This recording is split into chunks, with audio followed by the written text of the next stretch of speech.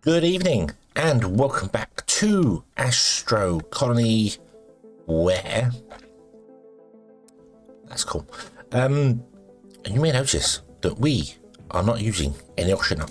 No, it's still blue. It's still going. It's fine. It's fantastic now. Yes, there is a way. It's a convoluted way of doing it, but it's not complicated.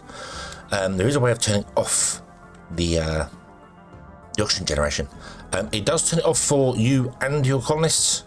So yeah, but that's okay. I've left this one here just because I can. Also, my God, do these people drink? Good Lord.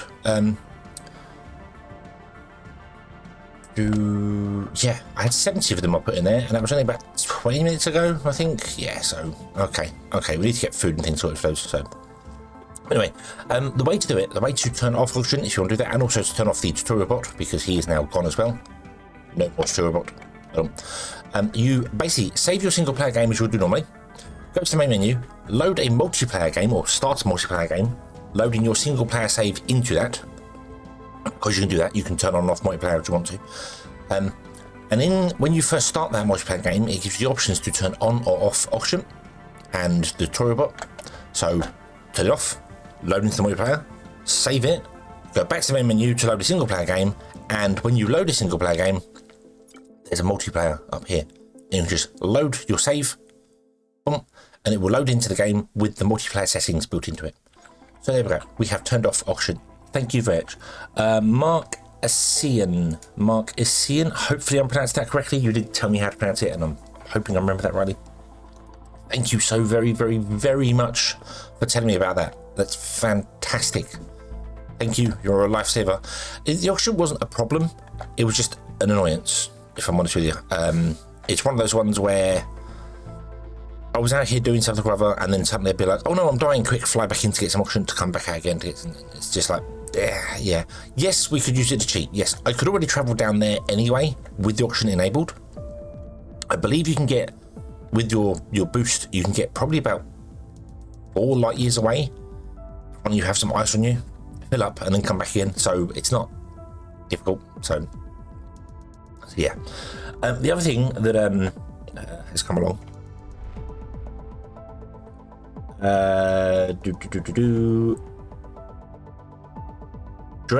Wow.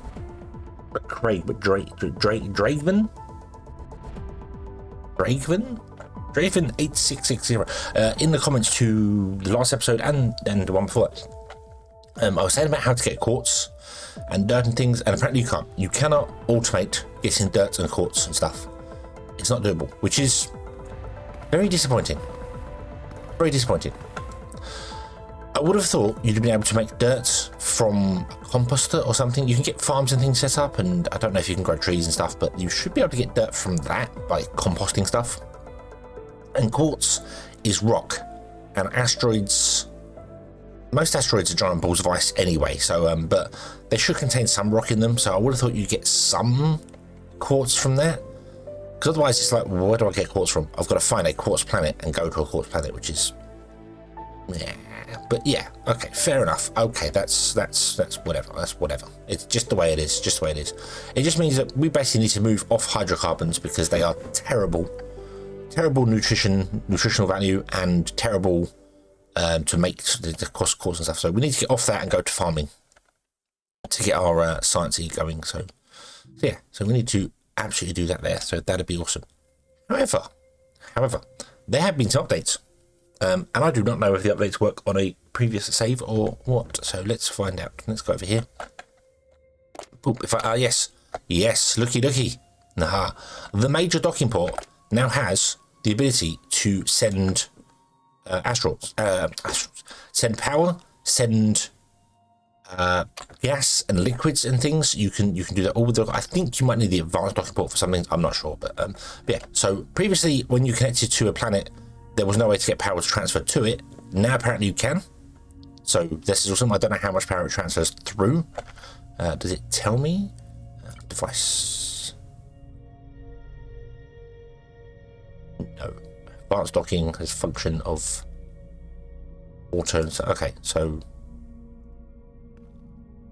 Doesn't tell me how much, but we know we can transfer power, so that's cool. That's cool. So now we can dock to planets and do things with them as well, which is quite cool. Quite cool.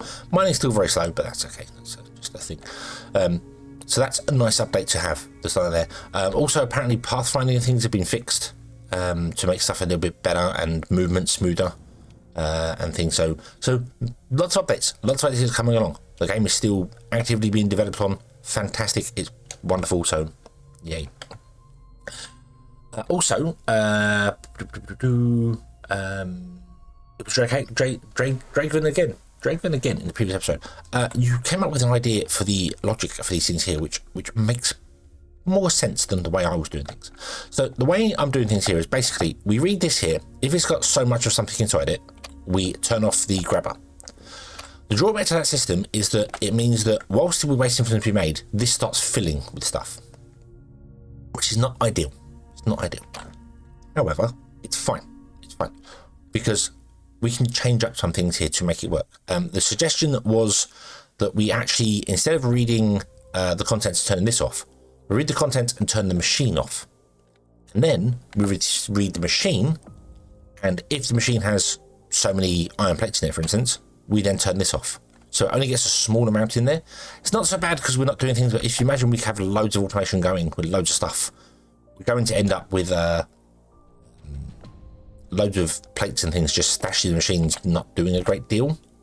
So yeah, also allows me to do better stuff here. So I could pick one of these guys, so this will balance evenly, and I can say, hey, you always want to have so many plates in you. If you have 2 plates in you, then turn that off. So that's fine. But if you have more than 300 copper wire in here, then turn those machines off. So it means they will have some plates inside them, not many, like 5 or 6 or something, not hundreds of them, and it will work. And then basically when this drops below 300, the machines turn on again. As soon as their contents drops below a certain amount, this turns on again. So let's do that. Let's do that right now. Let's do that right now. So I want to copy you there, put you there. Boom, boom, boom. And I want to remove you. Yep. Excuse me. Yeah, I'm working here.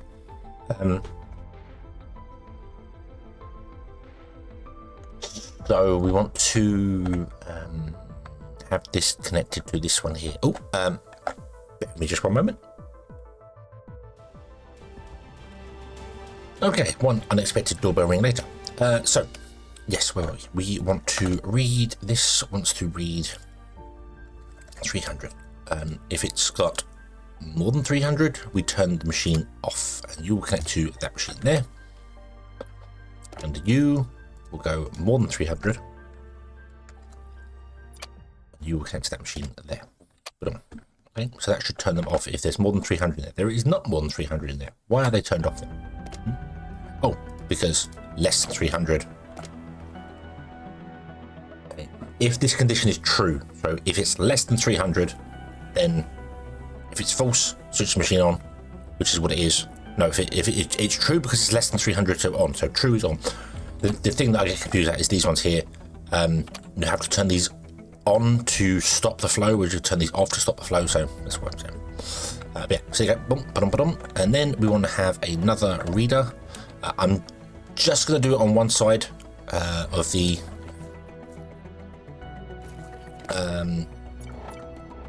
on one machine.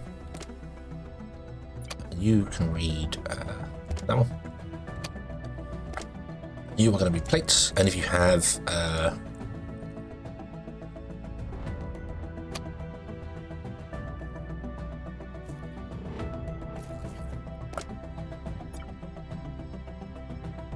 less than let's go with 3. 3 is the magic number. But okay, so you're reading that, and if you have less than 3 in you, then you turn the machine on or off. Okay, no, not machine, sorry, that's wrong. Then we turn that one, which should trigger that to turn on. There we go. Okay, they get split evenly, so it shouldn't matter with the whole thing. So as soon as you get 3 inside them, that should turn that off. There you go, boom. So they will fill up to 5 or 6 in them. So they get a bit more in there. It depends on the length of the belt. Like for instance, if we bring carbon down from here, we're going to have problems with this because it's way too far away. I might move the carbon down to this warehouse, and then take carbon out to this warehouse. I think that will make sense. We've got an input here we could use. So yeah, we might bring carbon down to this warehouse here. But there you go. So they're turning on and off depending on what they're getting inside them. But they're turning on and off depending on this here. And of course, your outputting, if more than 300, you output into there, which converts that up to this one. Okay. Now the problem to this is that I want to actually say, hey, if you've got more than 300 in you, you stop. So this doesn't want to read that. This wants to read motherboards instead, doesn't it? Does it? I think it does. I think it does. I think this wants to read motherboards. Like that. Okay. Oh, turn that one off. You should... Why have you not turned off? Ah, so greater than. Less than.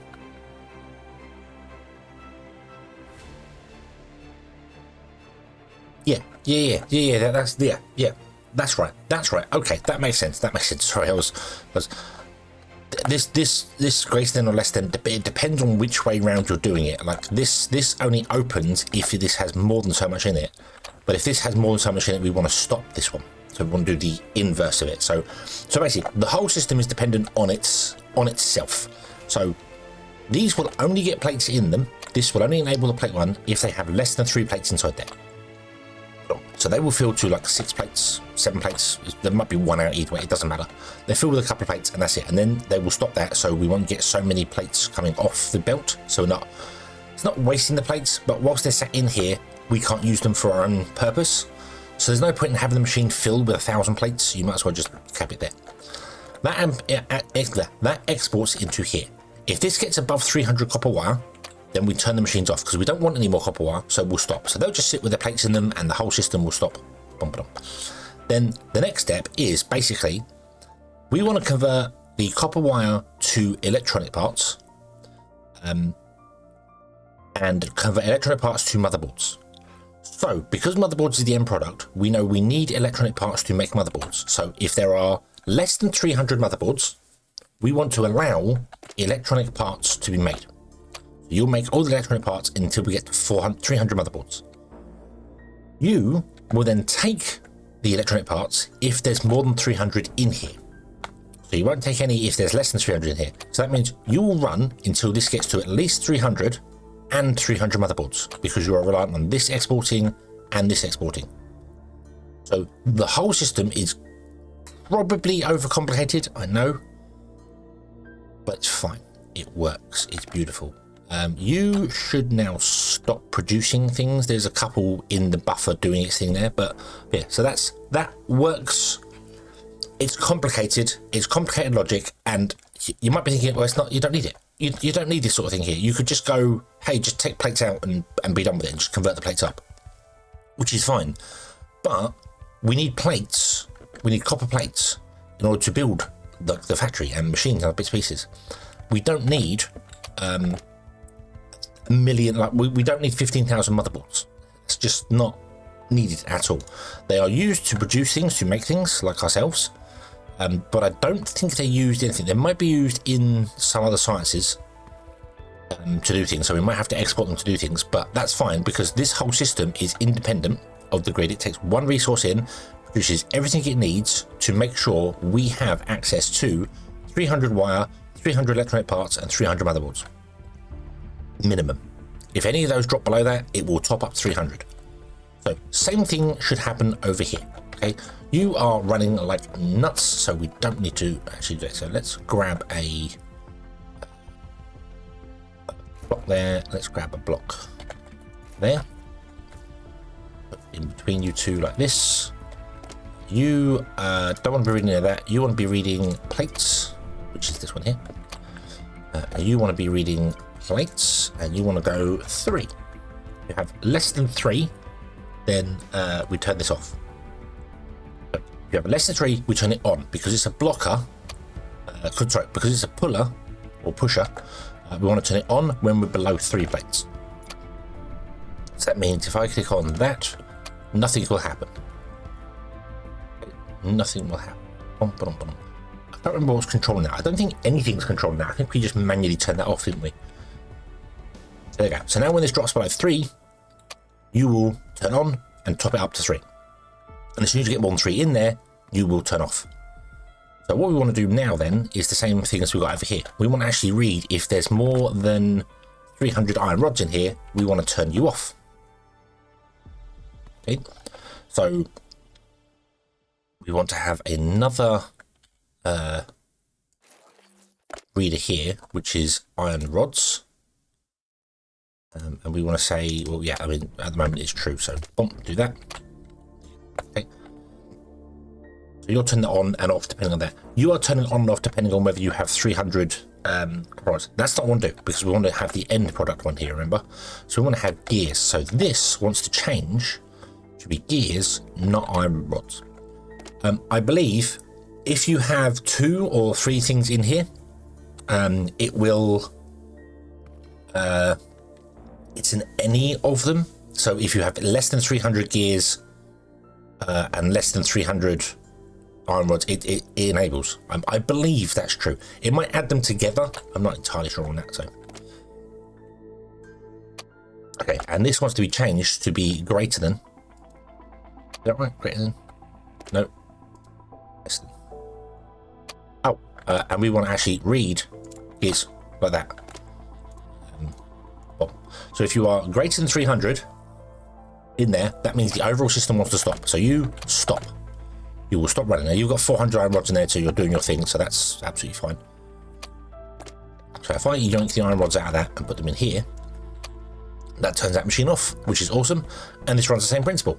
So if this has more than 3 plates in it, we don't want any more plates. Don't bring plates. If the system has more than 300 gears in there, don't make any more iron rods.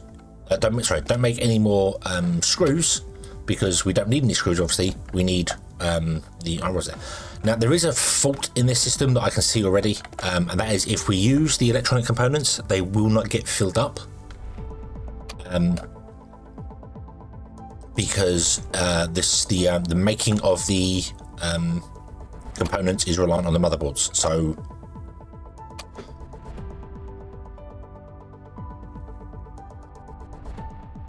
we might want to. Oh, I know what we should do here. Actually, no, this is wrong. This is wrong. This doesn't want to be motherboards. This wants to be, if we have less than 300 electronic parts.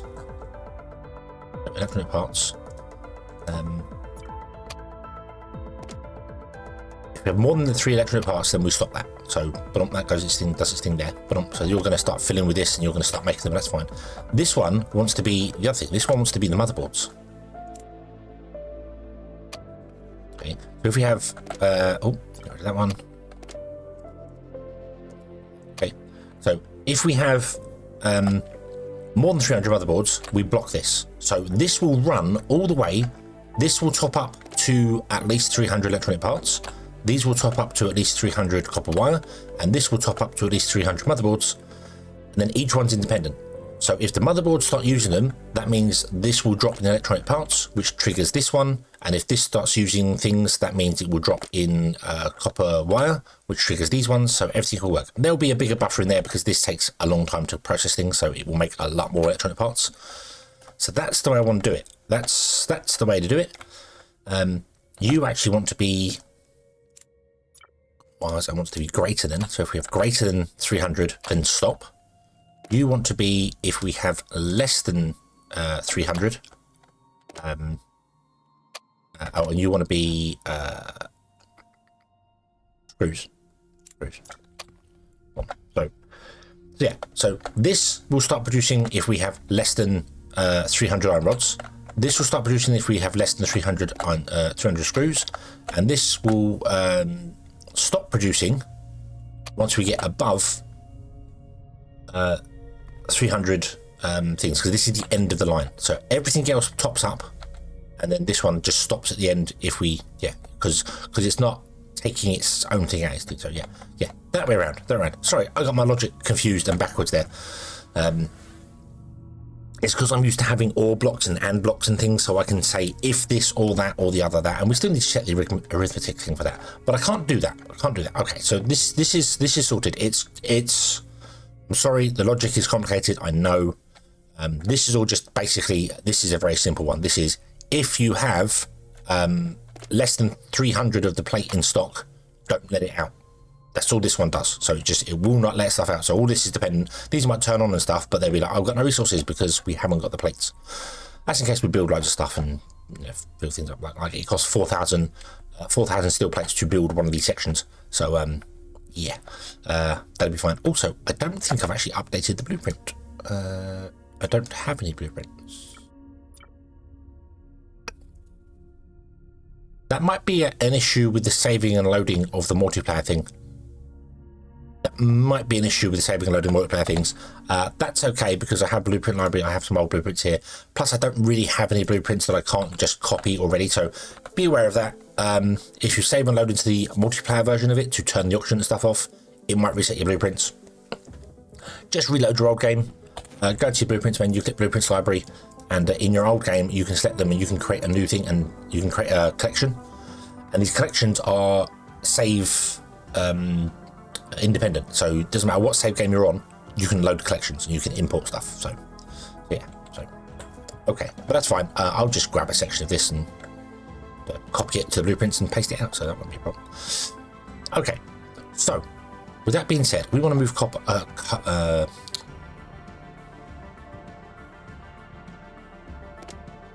I was going to say coal. I mean, it is carbon up to here.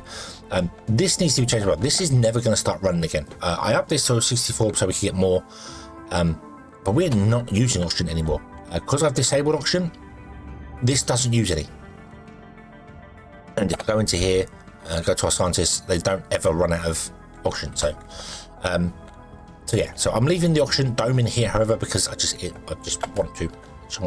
But it means we can get rid of the auction here. See, something went wrong with this. The settings I did here, it's overfilled and it hasn't, I don't know much, but we could run it onto here now, but this is pointless because the hydrotonic is awful. It's terrible. It really is it's so slow. It really is. We can turn dirt into stone, but you can't turn. Oh, you can turn stone into dirt, can't you? Because you can break stone down in the sawmill, which is what we were doing. Yeah. However, that's not working because we need other sciences. We need. We can do bucket terrain, which I think lets you pick up like entire planets in one go, which is a little bit cheesy. Dominions over here, solar's over here. We could unlock solar. We have enough to unlock solar. We don't have enough to unlock agriculture. That's a shame. That's the one I wanted, because then we could get some farming going and get some pigs. So I need to go and find some more quartz to make some more hydrotonics to allow these guys to actually science to get us some more biology. Isn't it? Oxygen and carbon fiber. It was this random guy here, wasn't it? So have carbon fiber. Pick you up. Grab the oxygen out of there. That should trigger this to enable it. I just want you to stop. Just stop. Okay? Stop. Don't worry about the triggering the stuff and anything like that for this. This is all sorts of work and I just need to manually enable and disable things. Tell you what. Go. You just make me your auction. That's fine. And then we want to add all that into there. 8 items for biology. That's it. 8 items for biology. Wow. We need 12. So more oxygen is required. We obviously want to make oxygen because we need it for that thing there, but it can be moved up there is what I meant. So it's not terrible. I need to go find more quartz. Now, obviously, we can go down to that planet. I can mine stuff. There's no more quartz on that planet. I've grabbed all the quartz off of it. I think I've grabbed all the stone on this one. We've got some exposed gold and stuff. So let's have a quick look on the map. See if there is. What's this type of planet? That is a volcanic planet. I have no idea what volcanic. Does that have? I believe there's a gravel planet. Whoa, there. There is a mud planet, frozen, and a moss planet in range. I believe there's a quartz planet as well. That's a sand planet. That's a gravel planet. I think the gravel planet was the one I went to, wasn't it? Yeah.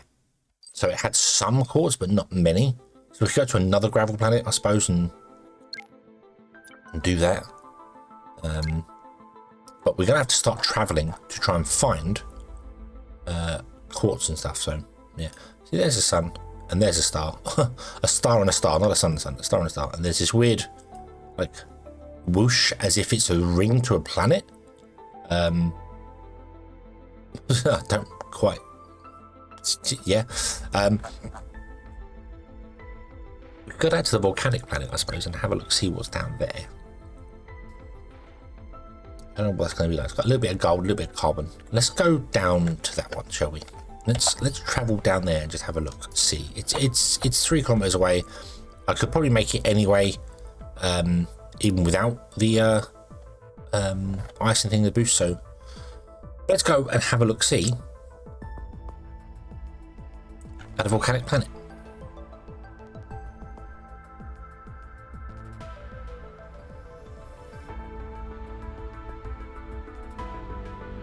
Okay. Well, bonk. No rocks.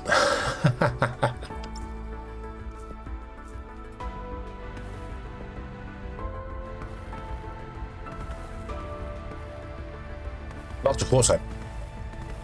Awesome. Is that quartz?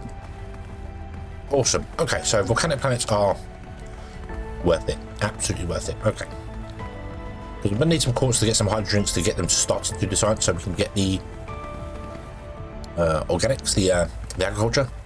So we need to get some more, get them drinking, get them doing some science, and then once we've got agriculture going, we can hopefully wean them off the hydroponics, because they are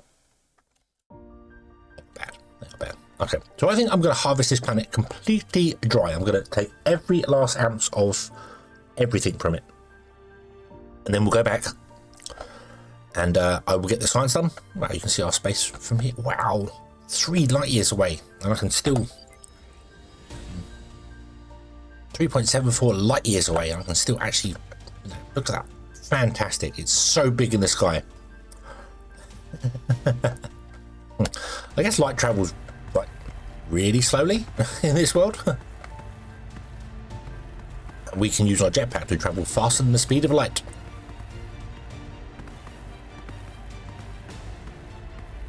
Okay, so I shall drill this out, and we shall get things sorted, and I will try and get some agriculture in, and then next episode we will start on agriculture, hopefully. Thank you very much for watching, everybody. I hope you have enjoyed this one, and I hope to see you again in the next one.